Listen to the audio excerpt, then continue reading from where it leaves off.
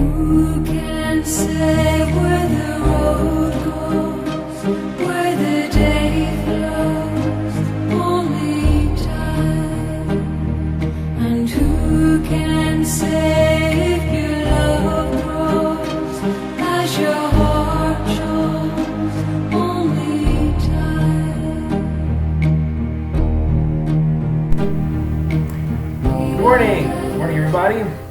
It's a new day, and it's a new week, and it's a new history class, and it also means it's time for a new place to visit. We are done with Mesopotamia for right now. We are going to move on to another country. If you'd like to know what that is, well, here's our map of the world, and we're going down here to Africa. We'll be here for a while, and specifically, we're here in this country. You know what that is? Well, if we zoom in a little bit, we can see that that is the land of Egypt. Egypt, the land of Egypt. We're going to be here for a while, at least the next 3 weeks. And we're going to be talking more about that as this time goes on. Now, Egypt, we don't know exactly when it became a country. Some people say it was about 5,000 years ago, but that would make it older than Noah, and it's not older than Noah, so we don't know. So we're going to guess somewhere around 4,000 years ago. That's as best as we can figure it out. Egypt used to be two countries. As you can see there, we have Upper and Lower Egypt. And you also notice that Lower Egypt is on the top and Upper Egypt is on the bottom. They didn't know about things like North and South back then. But it used to be two kingdoms, and every kingdom had their own crown. The kingdom in the south had a crown that looked like this, and the kingdom in the north had a crown that looked like this. Well, there were two kingdoms until one guy, whose name was King Menes, here's his picture, Menes, M-E-N-E-S, decided this isn't good for the country. We need to have one kingdom under one strong ruler, namely me. And so he conquered the upper and lower lands of Egypt and made himself king of a whole Egypt. And he took those two crowns and he made a new crown that looked like this. Yes, that was the king, that was the crown rather, of the king who rules the entire land of Egypt.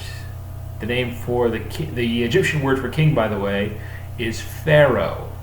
Pharaoh, which is a name that comes up a lot in the books of Genesis and Exodus in the Bible. That's what a pharaoh is. Pharaoh is king. King Menes was the pharaoh who took the entire land of Egypt and ruled all of it. He made it into one kingdom. Okay. Now, running through the land of Egypt is this little river here. And remember, when we started talking about civilization, we said that one of the most important things about civilization, what you need, is water. Now, Egypt is in the middle of the desert, but it has this giant river running through it. It's the longest river, the biggest river in the world. And this river is called the Nile River. The Nile River. The Nile River is very, very important to the Egyptians. It still is to this day. But back then it was so important that sometimes it was worshipped as a god. All up and down the river, people counted on it to bring them the water they needed to feed, to water their animals, to water their crops, to to drink for themselves. Because, like I said, Egypt is in the middle of a desert. You need water. So the most important river that's running through the land of Egypt is called the Nile. The Nile River, N-I-L-E, the Nile River. Okay.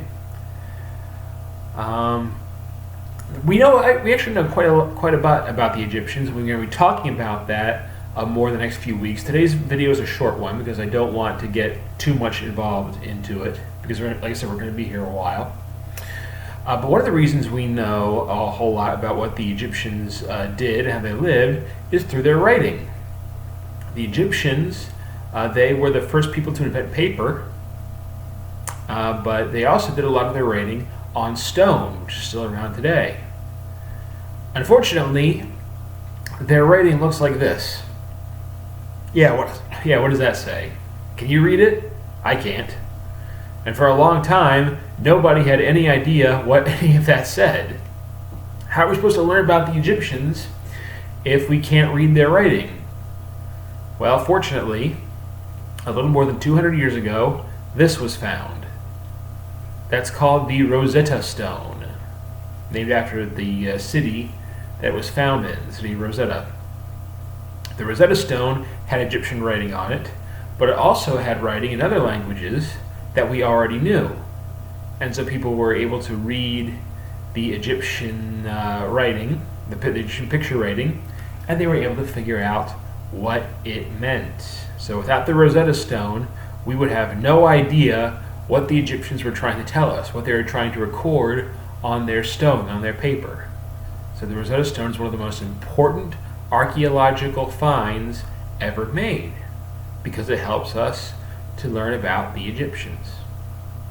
Okay, that's our history lesson. Like I said, it was a nice short one because we're going to be spending a lot of time here in Egypt, and I don't want to put too much in one video. But before we go, let's take a look at our questions for today. Question number 1 was, who was the king who turned Upper and Lower Egypt into one kingdom? And that was King Menes. King Menes. The second question was, what is the name of the river that runs, the very important river that runs through the land of Egypt? And that is the Nile River. The Nile. And the third question is, what is the name of the stone that helps us to read Egyptian writing? And that is the Rosetta Stone. The Rosetta Stone. Okay.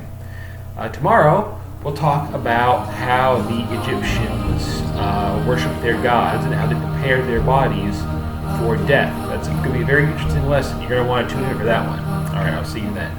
Bye-bye.